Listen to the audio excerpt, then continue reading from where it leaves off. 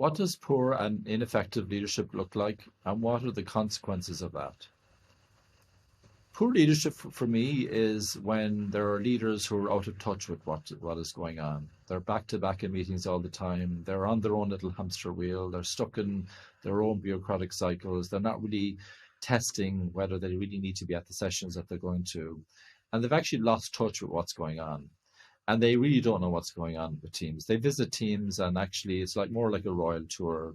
People might even be putting up posters before they arrive, metaphorically, because now we're in a distributed world. But people would be putting on a show that things are better than they are. And that's a real pity, because what we want is, regardless of your type of agility, we really are looking for improved transparency about what's really going on, what's frustrating people, what's slowing people down. And also this attitude that, teams need to go faster.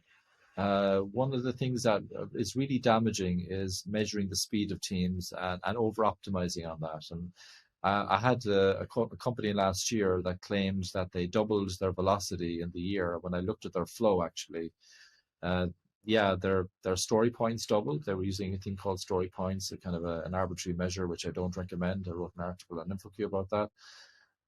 But actually, when I looked at how many items they were delivering, how many valuable items they're delivering, something that couldn't be gamed the way I measured it, the throughput actually halved.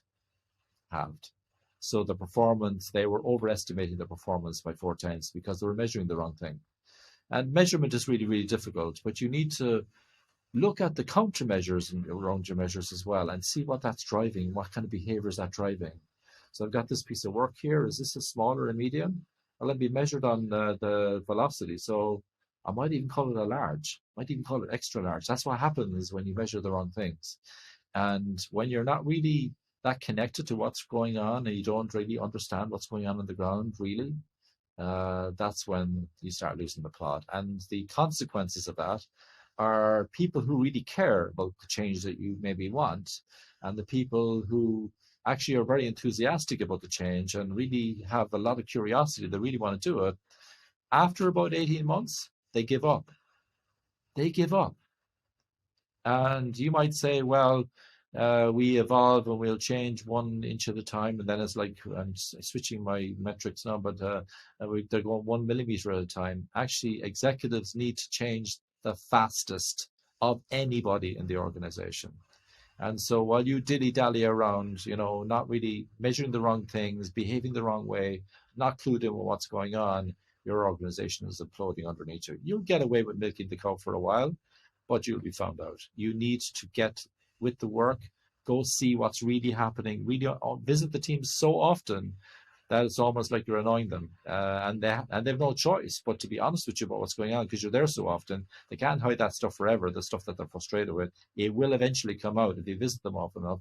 And visit your customers, and not just one customer thinking, hey, I'm an agile leader and I met a customer today. Meet loads of customers, go around all the regions, check out what's really happening and find out what's frustrating your customers. And I love what Matt Selby said to me when I interviewed him on the Agility podcast recently. He said, we can all be great at defending why customers gave us bad reviews, but how about trying to find a way to improve how your customers perceive your business? I mean, it doesn't matter if a customer visits your restaurant, for example. You've got a big restaurant chain, and some auditor came in and found a dirty toilet. It doesn't matter that you defend that it was clean just beforehand.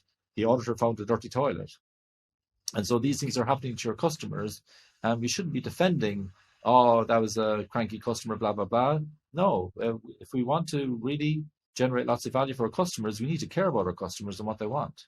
And we need to be listening and acting on the feedback that we get from customers.